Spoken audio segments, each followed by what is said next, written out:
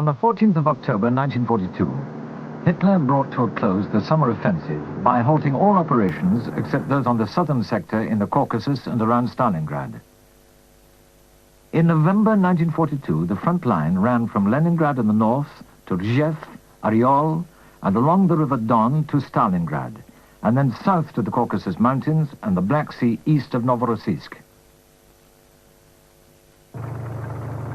However, the Red Army was still in the field and even beginning to grow in strength, whereas the German army in the east was nearing the end of its offensive capabilities.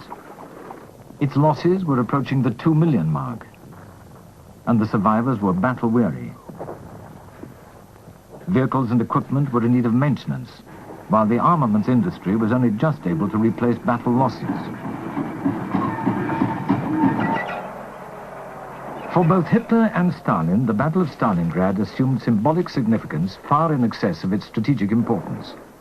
In purely military terms, the main German objective was to deprive the Soviets of their supply arteries of the rivers Don and Volga, and this could have been done without taking Stalingrad itself. Rather than eliminate Soviet bridgeheads on the west bank of the Volga, above and below Stalingrad, the Sixth Army was committed to a battle of attrition in the city's rubble.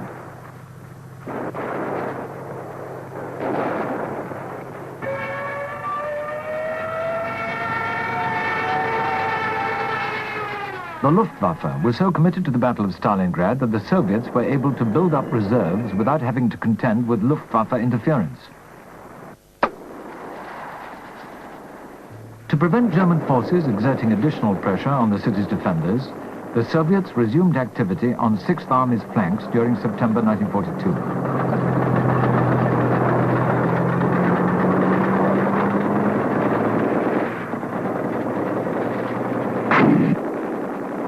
Throughout October, the fighting in the city rose in intensity until, by the 20th, the remaining pockets of Soviet resistance had been pushed back to within 1,000 meters of the banks of the Volga.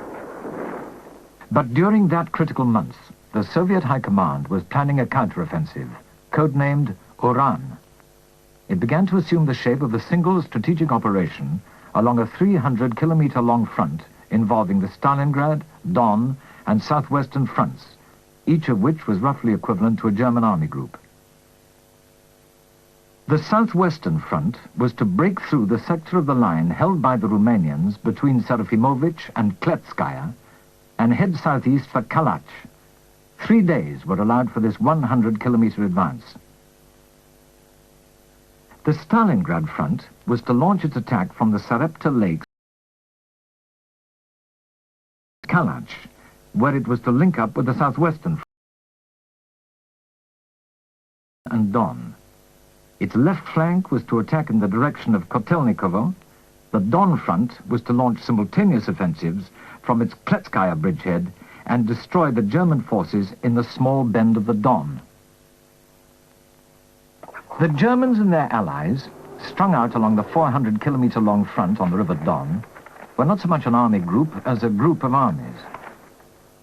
South of Stalingrad was the 4th Romanian Army, while way out in the steppe near Elista was the 16th Panzer Grenadier Division. In and around Stalingrad itself were the 6th Army and 4th Panzer Army. From the city northwards to Kursk and Hungarian and 2nd German armies. In reserve, behind the sector held by the 3rd Romanian Army, was the 48th Panzer Corps. Its panzer divisions were to play the key role in the defensive fighting along the Chir River.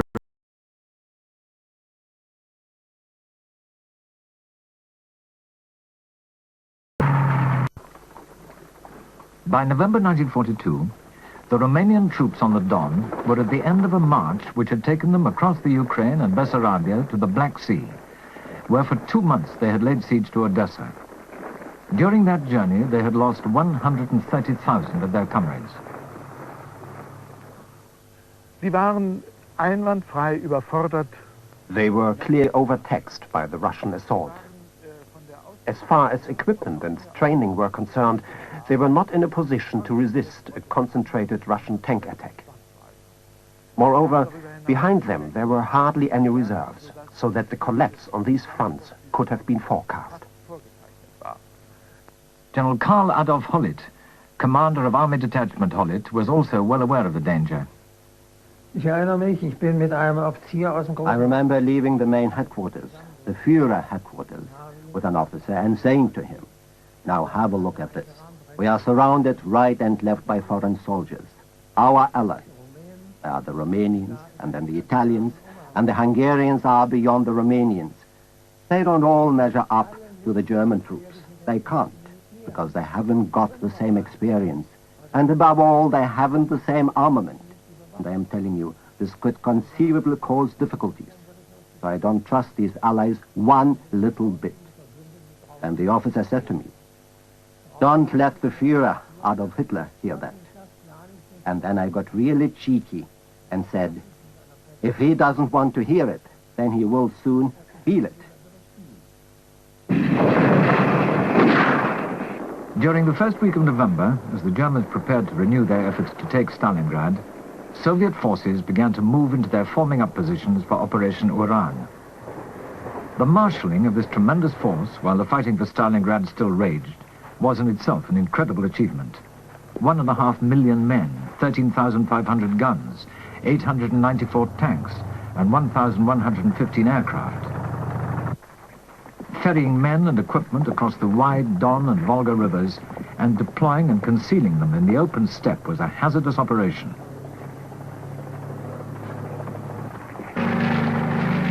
Increased Soviet air activity during the infrequent periods of good flying weather reduced German air reconnaissance significantly. On the eve of the Soviet counteroffensive, German and Soviet forces along the 700-kilometer southern sector were roughly equal.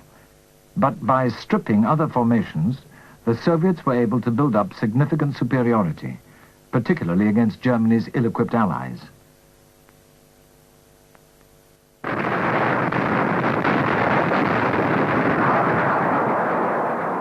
Operation Uran began at 0720 on the 19th of November, when the southwestern and Don fronts broke out of their bridgeheads and struck the line weakly held by the Romanian Third Army.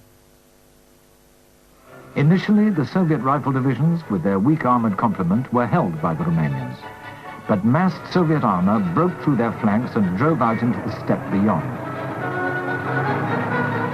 Despite appalling weather and poor visibility, both the Stalingrad and southwestern fronts had penetrated deep into Sixth Army's eastern flank and were 30 kilometers in the German rear.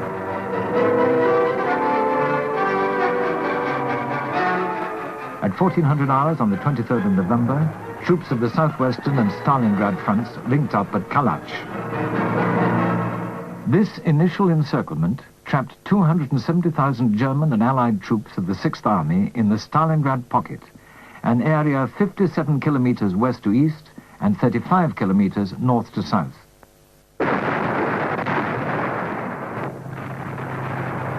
The most important task now for the Soviet southwestern and southern fronts was to strengthen the 160-kilometer-long outer encirclement of Stalingrad by building up a strong front so that German efforts to relieve Stalingrad from Sixth Army's first reaction on being encircled was to break out to the west. But on the 24th of November, Hitler ordered General Paulus to stay put, having been assured by Goering that the Luftwaffe could keep the Sixth Army supplied from the air. On the same day, encouraged by its initial success, Soviet High Command decided to extend Operation Uran and began to plan Operation Saturn. This called for the left wing of the Voronezh front, with 60% of the entire Soviet armored forces, to launch an offensive in the direction of Rostov, with the object of cutting off Army Group A in the Caucasus and on the Don. On the 26th of November, Field Marshal von Manstein was appointed commander of a new Army Group Don, which consisted of the remnants of Sixth Army, the 4th Panzer Army, and the 3rd Romanian Army. His task was to coordinate the defenses on the flanks of the Sixth Army in Stalingrad. Field Marshal Erich von Manstein was born in Berlin on the 24th of November, 1897. He was commissioned into the Prussian Foot Guards in 1906, and during the First World War served on both the eastern and western fronts.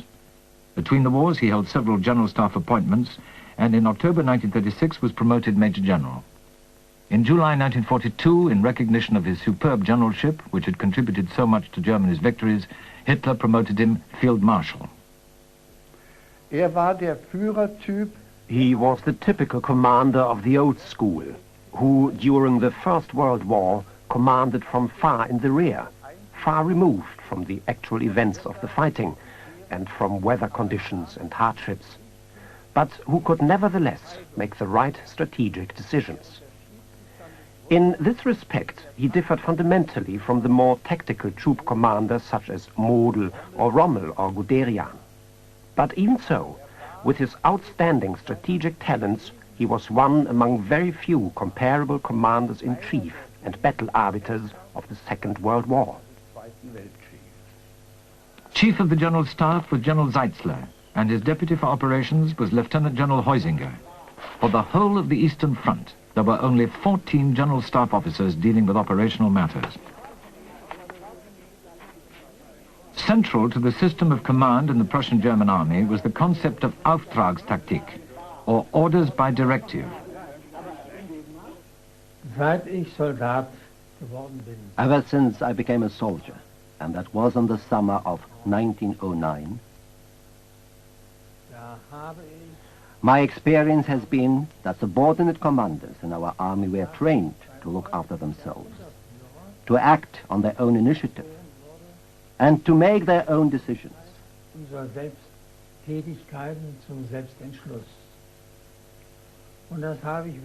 This has been my experience throughout my entire military life. And it was also taken to heart in the First World War, and it paid off.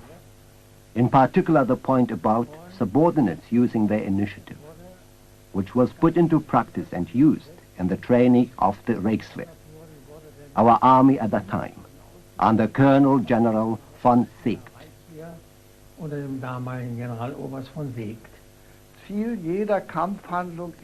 The objective of every military operation is the destruction of the adversary. As this can be changed by conducting the fighting in various ways according to a particular situation, the senior commanders, that is to say the divisional commanders and above, must be let free to choose the method of fighting. They received a directive, and this was known as Auftragstaktik. Commanders of companies, battalions and regiments in general received orders which usually went into detail. Since the beginning of the war, formation commanders often led from the front and took important decisions on the spot. They were usually found forward where the major effort was being made. When the commander was with the troops, as was normal almost every day, the chief of staff had to maintain contact over the combat area, both with the divisions under corps command and with the senior army headquarters above him. But as has already been said, if decisions were necessary because of the changing situation, the chief of staff also had to be able to deal with changes in the steps taken by the corps and had to give the corresponding orders to the divisions by telephone. Flexible command, which encouraged initiative, and a highly developed tactical communications net were in stark contrast to the rigid textbook approach of the Soviets. It was not easy to command armor flexibly when tank commanders had to rely on visual signaling to convey their orders. If von Manstein was to attempt to relieve the encircled 6th Army, it was essential that his forces remain as close to Stalingrad as possible. And so throughout December, the Soviets exerted enormous pressure on the German and Allied forces between the rivers Don and Chir in their efforts to extend the outer ring as far to the west as possible. The Chir line was held by makeshift units composed of remnants of the 3rd Romanian Army, German infantry, ad hoc alarm units made up of rear service personnel and Luftwaffe field divisions. These divisions were created by Goering from surplus Air Force personnel. They were well equipped but lacked training and were commanded by officers with no experience of ground combat. On the 2nd of December 1942, 48th Panzer Corps ordered its infantry to form a defensive line along the Chir by constructing strong points in depth, not linear. The strong points for all-round defense were to be manned by at least a platoon. Individual soldiers were to be deployed between the strong points to prevent Soviet infiltration. Heavy weapons, which included the 88mm guns, were to be dug in and covered, and alternative positions were to be prepared for them. The Corps headquarters reminded its subordinate commanders of their responsibility to ensure that they established contact with their next highest headquarters. Units were to report in every 2 hours at least, even when all was quiet, because situation unchanged signals were also helpful to Corps headquarters to build up an overall picture of what was happening. The ensuing battle, which developed around the state collective farm, Sovkhoz 79, is a classic example of the superiority of flexible German battle tactics, which time and time again enabled small numbers of well-trained, experienced and well-commanded troops to defeat Soviet forces which outnumbered them between 4 and 8 times. At the beginning of December 1942, the headquarters of 48th Panzer Corps was at Nizhny Chir, where the Chir River runs into the Don. Since it was the nearest point to troops of the 6th Army in Stalingrad, it was a vital bridgehead for 4th Panzer Army's attempt to relieve Stalingrad. Elsewhere along the Chir, the 336th Infantry Division was holding the line from Nizhny Chir to Surovkino.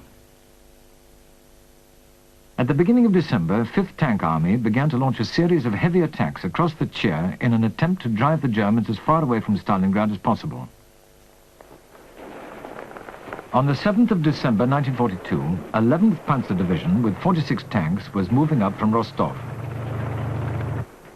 It was then ordered to halt the Soviet 1st Tank Corps, which had crossed the Chir between Oblivskaya and Surovkino on the left flank of 336th Infantry Division, and had advanced to and taken State Collective Farm number 79.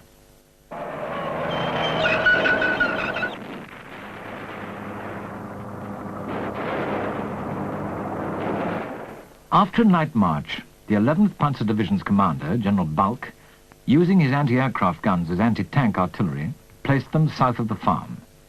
The artillery of 336th Infantry Division was to operate on the Panzer Division's northeast flank.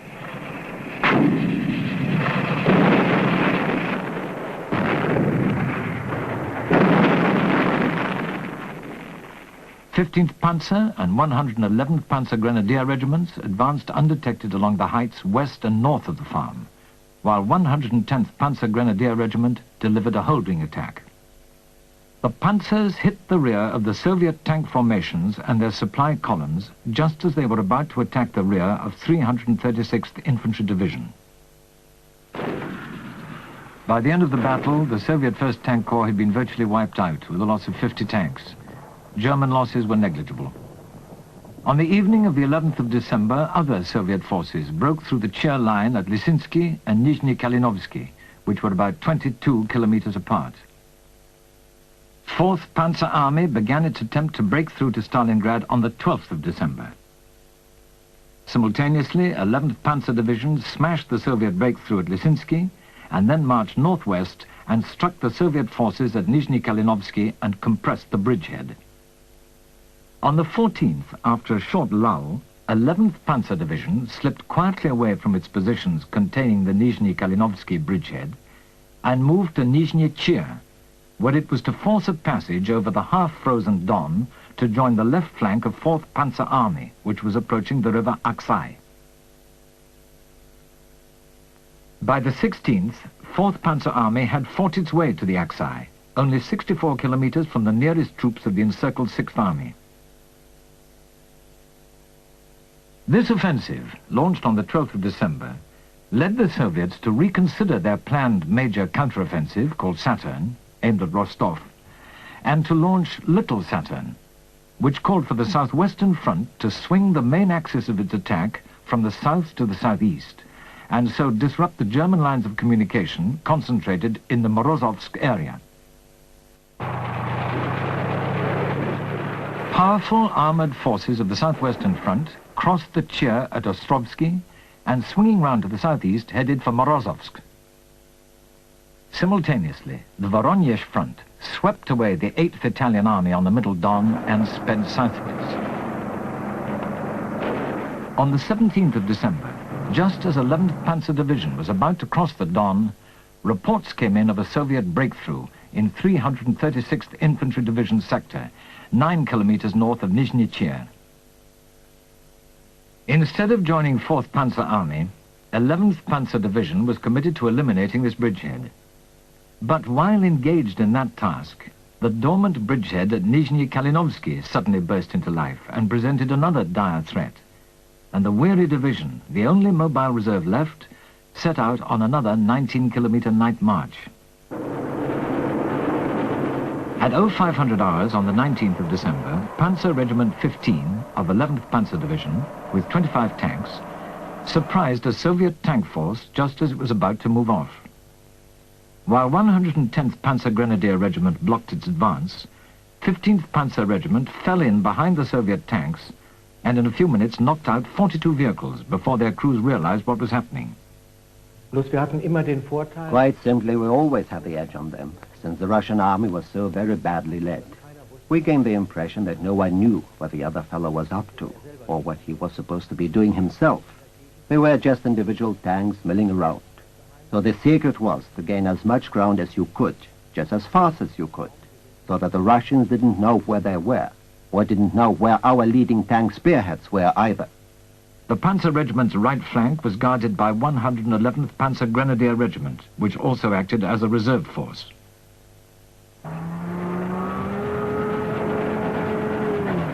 From high ground, Panzer Regiment 15 spotted another Soviet column moving south and fell in behind it, forming a second echelon.